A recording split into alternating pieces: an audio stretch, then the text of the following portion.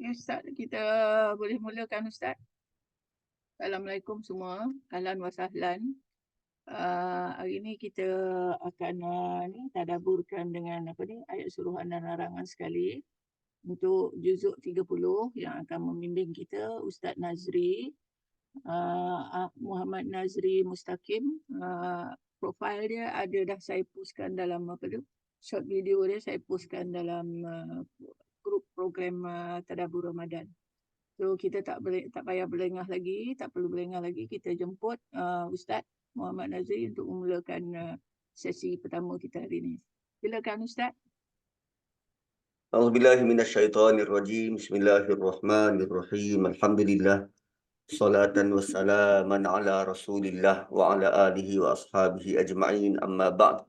Assalamualaikum warahmatullahi wabarakatuh. Terima kasih Anti Nuriyah, tuan-tuan dan puan-puan yang dirahmati Allah. Alhamdulillah kita ada masa setengah jam untuk melihat a glimpse daripada Quran. Dan tumpuan kita bermula daripada Suratul Naba pada juzuk yang ke-30. Tuan-tuan dan puan-puan, juzuk yang ke-30 ialah juzuk yang sangat unik berbanding juzuk-juzuk yang lain. Kerana tumpuan diberikan terutamanya di awal juzuk 30 ini khusus untuk menerangkan, menjelaskan dan memaparkan tentang kejadian selepas daripada kehidupan, iaitu kehidupan selepas ini. Dan bermula daripada suratul Naba ini kita akan lalui momen-momen ataupun babak-babak yang Allah gambarkan sebagai kiamat dan akhirat itu. Kenapa diletakkan di hujung-hujung Quran? Supaya bila kita membaca Al-Quran, dia melekat kuat di medula oblongata kita, di belakang otak kita, agar tindak tanduk kita sepanjang di dunia ini ada gambaran akhirat itu mengiringi.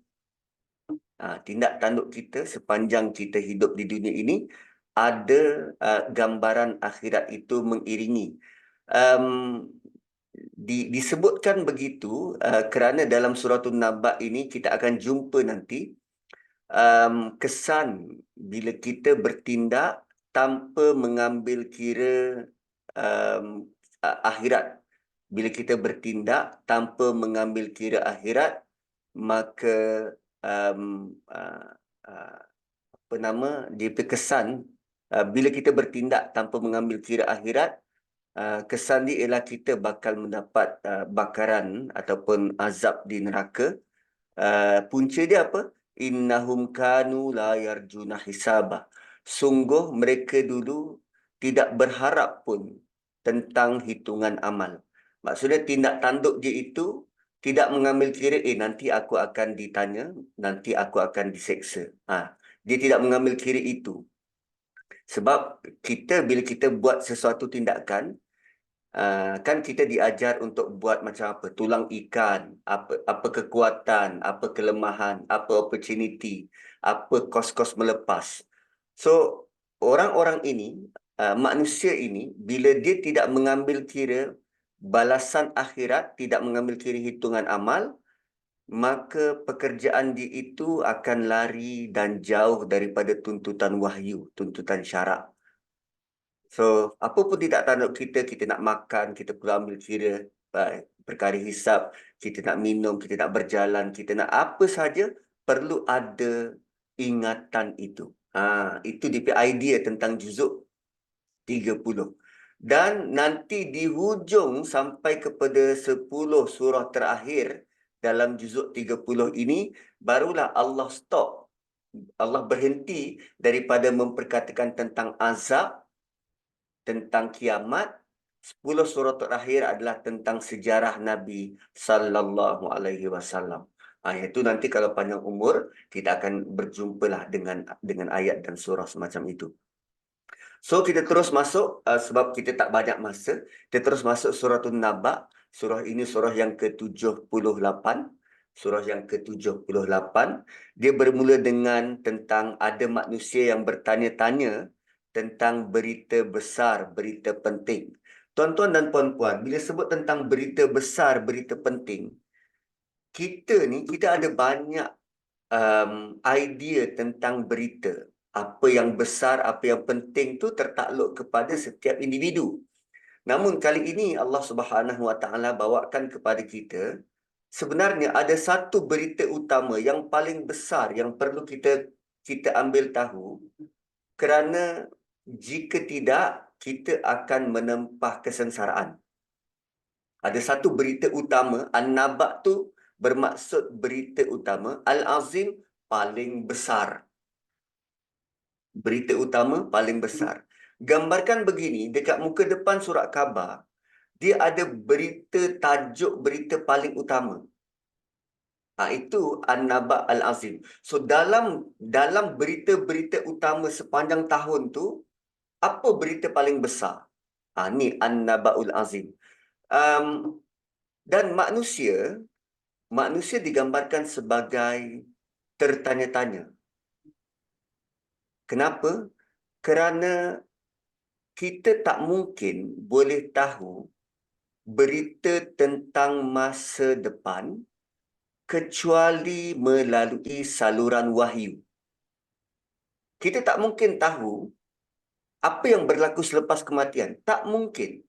Kecuali setelah dipandu oleh wahyu.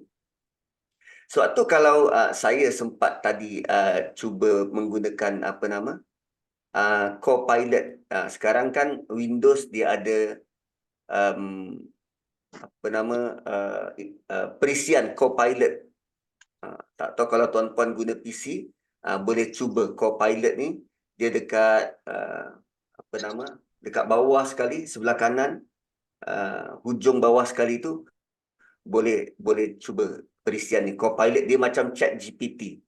So saya tanya Copilot ni, ada dua soalan. Pertama tentang hari kebangkitan, senaraikan pandangan dari agama seluruh dunia tentang hari kebangkitan, dan senaraikan pandangan agama dari agama seluruh dunia tentang kehidupan selepas mati. So ada dua persoalan besar. Pertama tentang hari kebangkitan, yang kedua tentang kehidupan selepas mati. Which is keduanya totally different, berbeza. Hari kebangkitan satu peristiwa, kehidupan selepas mati, apa yang berlaku selepas bangkit. So setakat pengetahuan AI ni, dia hanya dapatkan pandangan Islam dan Kristian saja tentang hari kebangkitan. Dan mengejutkan, agama Yahudi tak letak pun apa-apa idea tentang hari kebangkitan. Manakala bila ditanya tentang kehidupan selepas mati, dia senaraikan Islam, Kristian, Yahudi, Buddha dan Hindu. Kan, sedangkan kalau diikut banyak aja pandangan-pandangan ataupun agama-agama yang wujud atas muka bumi ini. Tapi didatangkan 5 agama besar tentang apa bakal berlaku kehidupan selepas mati.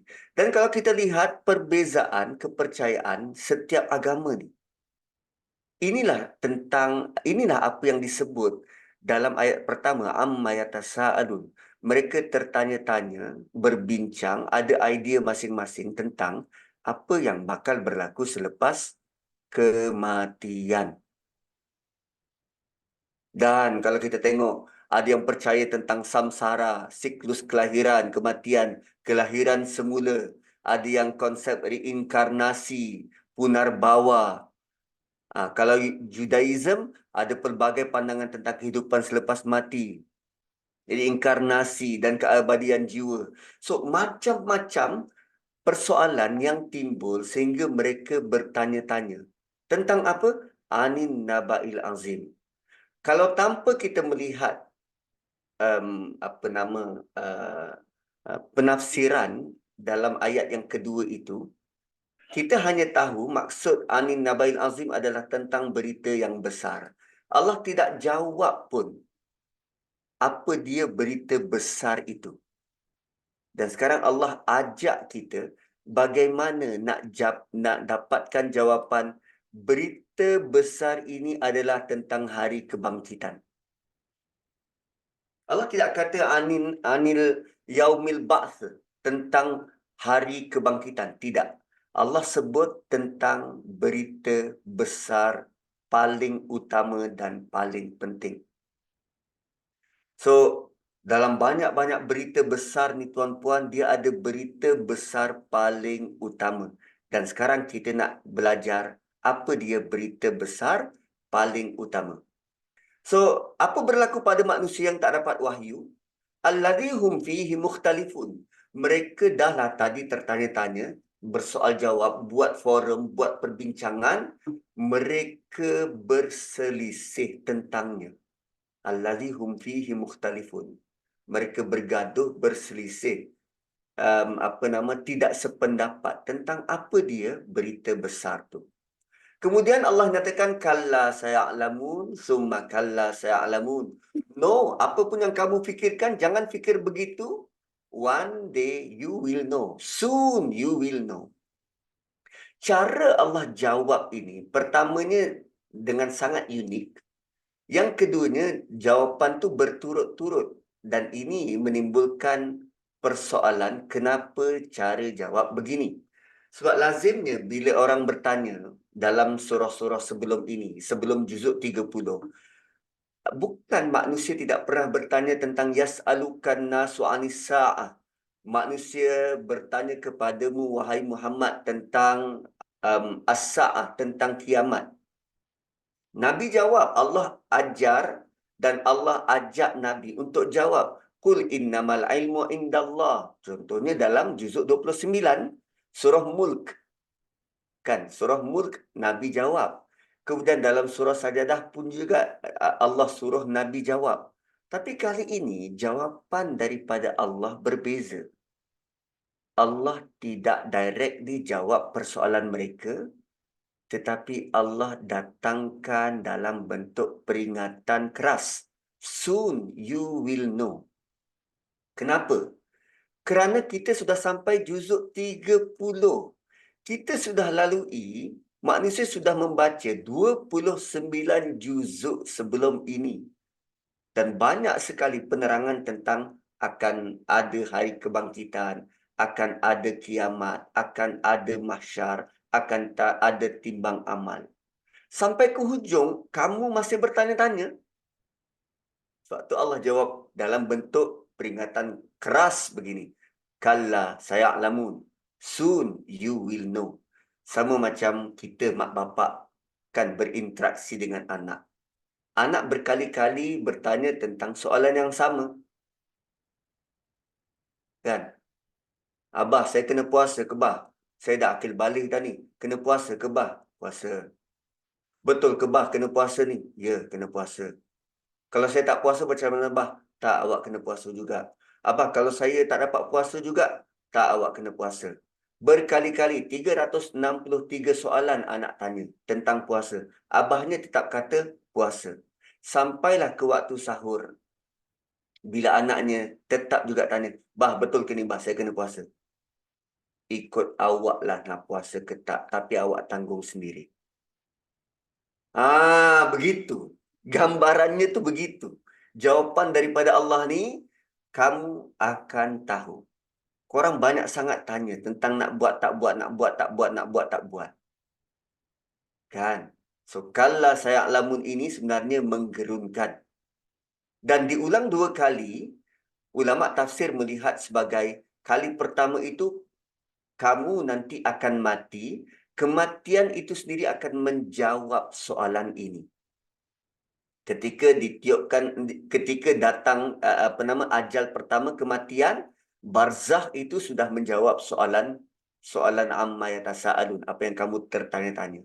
Summa kalla saya'lamun, di sini adalah hari kebangkitan itu sendiri menjawab soalan kamu. So, ayat 4 tentang kematian kita, ayat kelima tentang setelah ditiupkan sangkakala kedua, itu sendiri sudah cukup menjawab soalan kamu. Kemudian, sampai ke ayat 5, tuan-puan, sebenarnya kalau kita pelajar bahasa Arab, kita masih belum dapat jawapan tentang An-Naba Al-Azim. Belum. Allah tidak sebut pun hari kebangkitan. Itu hanya dapatan ahli tafsir. Sebab bila kita baca translation dan dia dalam kurungan, ini adalah pendapat penulis kitab tafsir tu. Yang translationnya yang bukan dalam kurungan. Yang dalam kurungan ni pendapat dia. So macam mana kita nak tahu, macam mana kita nak dapat jawapan berita kebangkitan ini? An-Naba' Al-Azim diertikan sebagai hari kebangkitan. Okey, jom kita tengok. Allah datangkan paralel. Allah datangkan contoh tentang ciptaan di dunia. Allah datangkan begini. Alam naj'alil arda mihada. Bukankah kami jadikan bumi sebagai mihad, hamparan? Mahdi ataupun mihad, perkataan mahdi ataupun mihad, diertikan sebagai buai. Buai. Buayan. So, ada pepatah dalam bahasa Arab sebut utlubul ilma minal mahdi ilal lahdi. Tuntutlah ilmu daripada buai sampai ke liang lahat. Minal mahdi ilal lahdi. So, Allah cipta bumi ini seumpama buai. Maksudnya bumi yang kita hidup ini, kita boleh hidup dengan selesa, damai dan aman. Tenteram. Macam dalam buai. Sebab tu kadang kita tidur malam sampai tak terjaga untuk tahajud. Sebab terlalu nyenyak, terlalu selesa hidup dekat bumi.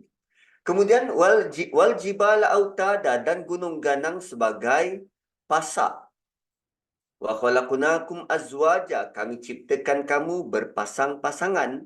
Wa ja'alna naumakum subata, dan kami jadikan tidur kamu tempat untuk berehat. Wa ja'alna laila libasa, kami jadikan malam kamu sebagai pakaian. Wa ja'alna nahara ma'asha, kami jadikan siang masa untuk mencari rezeki. Wa banaina fawqakum sab'an shidada, kami bina atas kamu 7 binaan yang kukuh. Sab'an shidada, 7 binaan yang kukuh.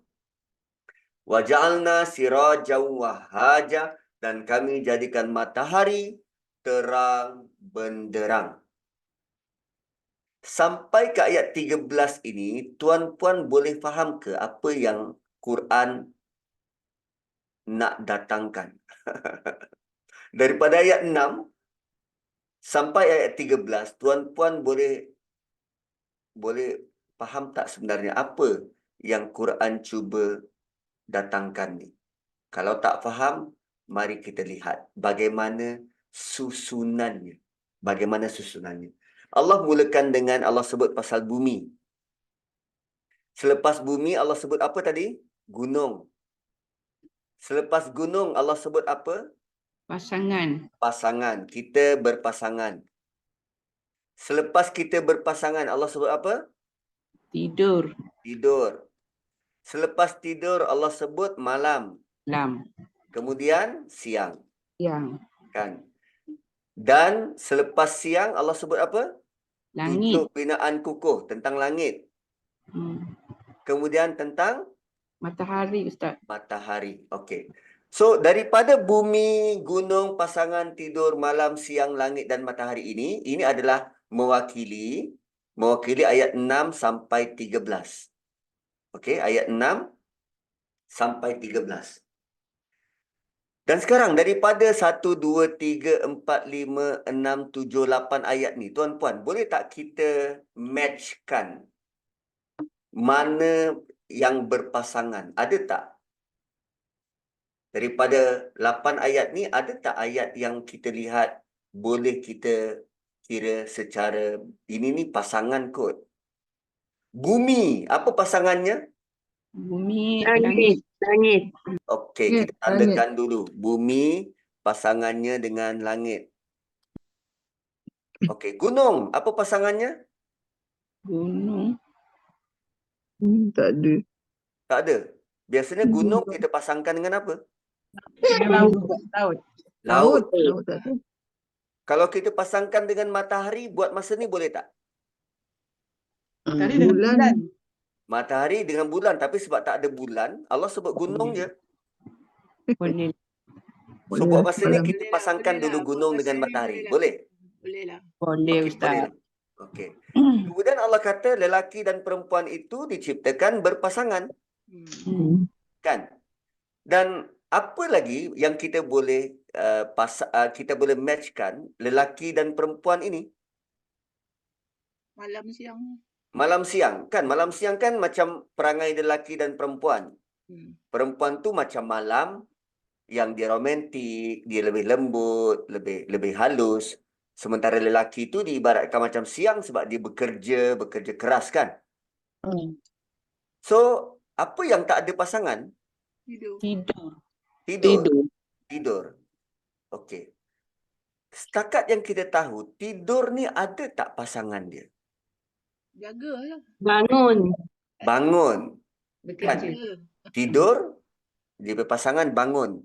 Bangun ni kalau kita guna bahasa orang Kedah, dia sebut bangun Jaga. dari tidur ke atau apa? Jaga. Jaga. Jaga. Selain daripada tu? Bangkit.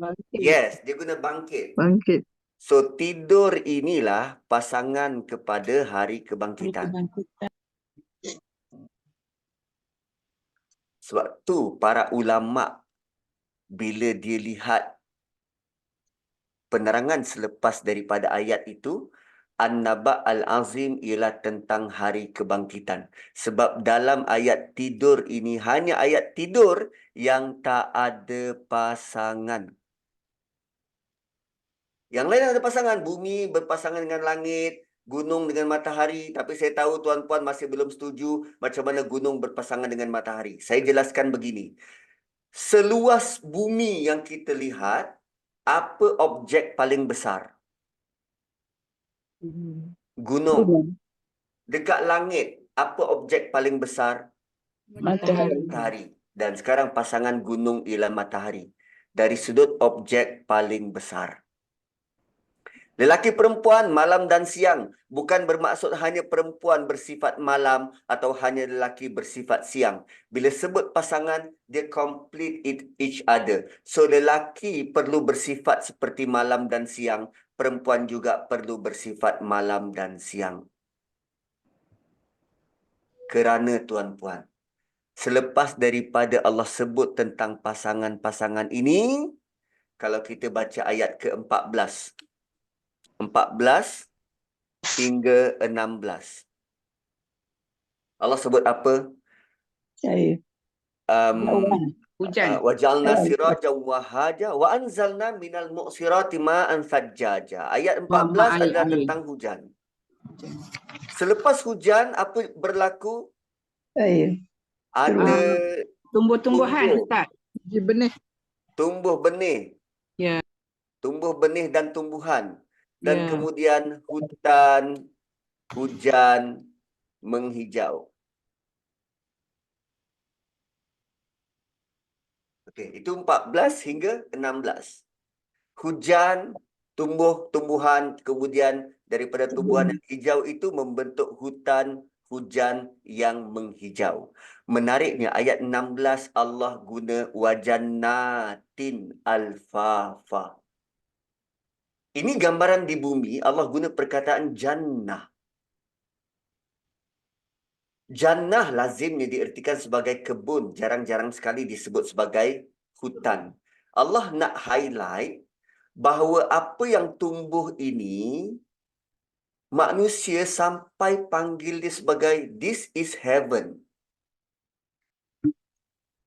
Ini ibarat syurga. Cuba kita masuk ke dalam hutan hijau yang kaya dengan flora dan fauna ni. Apa yang kita jumpa? Keindahan demi keindahan. Keindahan demi keindahan. Saya sebutkan ayat 14 hingga 16 ni, saya gelar dia sebagai kesan daripada kerjasama pasangan di atas. Kalau kita lihat pasangan di atas, apa yang berpasangan hingga boleh hasilkan hutan hijau yang tebal ni? Apa yang boleh hasilkan hujan, kemudian boleh tumbuh daripada tanah itu tumbuhan dan menghasilkan jannah di dunia? Apa yang bekerjasama? Matahari dan langit lah. Oh, Ustaz. Bumi gunung, langit dan matahari. Yang jelas bumi, gunung, langit dan matahari. Kan? 4 ayat ni bekerjasama, hasilkan yang di bawah. Sekarang Allah mahu kita berfikir, kalau manusia itu, lelaki dan perempuan yang diciptakan berpasangan, boleh bekerjasama dengan baik, dengan elok, umpama malam dan siang, saling melengkapi, bersilih ganti, ditambah dengan bila dia tidur, dia ingat tentang hari kebangkitan. Apa yang boleh dihasilkan daripada kerjasama itu? Jannah lah. Jannah Ustaz. Jannah dalam kehidupan kita, tuan-puan. So, Suratun Naba dibuka dengan pendekatan semacam ini. Membuatkan kita melihat ayat demi ayat, lantas kita berfikir dengan lebih lanjut, lebih dalam. Melihat bumi bukan sekadar lihat bumi, tapi kita nampak ada kerjasama dia dengan langit untuk hasilkan flora dan fauna luar biasa.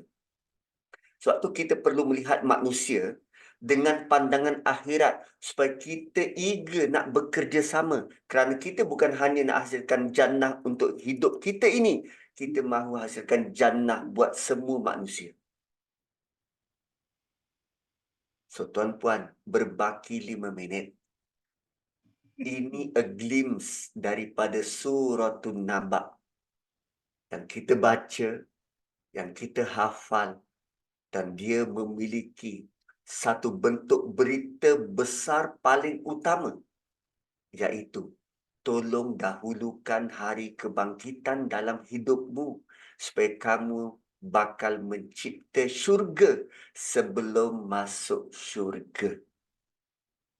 Hebat tak surah ni, tuan-puan? Hebat Ustaz, tapi kita tak Super nampak hebat. dia dulu. Siapa yang turunkan? Allah Subhanahu Wa Taala. Dan begitu sayang Allah pada kita, Allah datangkan surah yang begitu magnificent semacam ini supaya kita beringat sebelum datang ayat 17, Allah kata, Inna yaumal fasli miqata. Nanti akan datang hari pemutus hukum dan masanya sudah ditentukan. The rest of the ayah kita akan sambung next perjumpaan. Barakallahu li wa lakum. Ustaz, Yes, tunggu yes. sekejap. Ustaz, tolong, don't go so fast sekejap. No, Okay. I Boleh missed that extend part. time ni Ustaz, boleh extend time. Sekejap je. I missed that part yang you kata, tolong dahulukan hari kebangkitan. Then I missed that part. What did you, apa Ustaz cakap tadi tu? Okay. Boleh- Kita bila kita buat sesuatu, kita kena dahulukan idea, aku akan disoal siasat tentang perkara ni. Okay. Bila kita berhati-hati, kan dia akan membuatkan kita lebih alert dan lebih aware tentang apa yang kita nak bertindak. Bila kita berhati-hati semacam itu, ada pertimbangan tentang hari kiamat, ada pertimbangan tentang hari kebangkitan, perkataan kita akan mula terjaga dan terkawal. Tindak tanduk kita akan mula behave. Mata kita, idea kita, semuanya tentang masa depan. Semuanya tentang masa depan. Kerana selepas ayat 17, Allah akan bawakan idea begini. Mereka-mereka yang tidak mengambil kira hari kebangkitan sebagai prioriti, maka dia akan dikenakan hukuman-hukuman semacam ini. Begitu. So kalau ikut ayat saya yang tadi, bagi mereka kita bertindak perlu meletakkan hari kebangkitan di depan supaya kita boleh mencipta syurga di dunia sebelum kita masuk syurga yang sebenar. I see. Okay. Faham. Ustaz, Thank you. Terima kasih Ustaz. Sama-sama. Ustaz, Terima kasih Ustaz. cakap dengan ayat yang lebih mudah, ingatlah nanti lepas kau mati. Macam tu ke Ustaz? Betul. Kita kena ingat kematian itu. Kematian sebab kematian itulah yang sebenarnya menjadi guru utama kita. Kalau kita tidak ingat yang kita ni akan mati, tidak disoal siasat, tidak bersoal jawab nanti, kita akan ada tendensi untuk jadi lupa diri. Ya, kita akan lupa diri. Malah bila kita terlalu rapat dengan dunia. Ada ramai je orang yang begitu bergelumang dengan dunia sehingga dia rasa dia sayang nak tinggalkan. Sebab dia punya hubungan dengan dunia itu terlalu rapat dan erat. Ada je orang yang jumpa dengan saya, dia kata, Ustaz, saya rasa sayang nak tinggalkan saya punya rumah, saya dah renovate besar macam ni. Sebab saya rasa, yelah, dia sudah membina dunia, dia tak bina akhirat dia. Bila dia bina dunia, dia akan sayanglah. Dia akan sayang dengan hasil kerja dia. Kan, instead of kalau dia bina akhirat, dia akan beri tumpuan untuk membina di rumah yang di sana. So, memang ramai orang yang hilang pertimbangan semacam itu. So, sebelum kita terjebak ke situ, better off kita terus menerus ingat aku akan ada hari kebangkitan nanti dan aku akan bersoal jawab dengan Tuhan. So, I better off prepared for that day. So, tuan-tuan dan puan-puan, terima kasih bersama pada petang ini, pada tengah hari ini. Dan kita tutup kita punya majlis dengan bacaan tasbih kafarah dan suratul asr. Ada yang nak soal tak? Subhanakallah. Ustaz, tidak Ustaz. Kok ada Ya. yang nak soal? Ada lagi yang nak Kalau soal? ada yang nak soal, Kita bagi dalam 5 minit ke? Ni ada ni, aku akan disasat selepas ini. Ni apa ni dekat chat ni. Manusia. dia punya conclusion, aku akan disiasat selepas ini bagi orang yang Okay. Ada ke tak ada? Time running up. Tak ada, kita bagi Ustaz berehat lah. Okey lah Ustaz, kita tutup lah Ustaz. Ya, terima kasih semua. Kita tutup dengan bacaan tasbih kafarah dan suratul asr. Subhanakallahumma wa bihamdik. Nashhadu an la ilaha illa anta wa nastaghfiruka wa natubu ilaik. Wal asri innal insana lafi khusr illa alladhina amanu wa amilus salihat wa tawasaw bil haqqi wa tawasaw bis sabr. Assalamualaikum warahmatullahi wabarakatuh. Terima kasih semua, terima kasih. Ustaz, terima kasih Terima kasih Ustaz. Assalamualaikum Terima kasih, Ustaz. warahmatullahi wabarakatuh.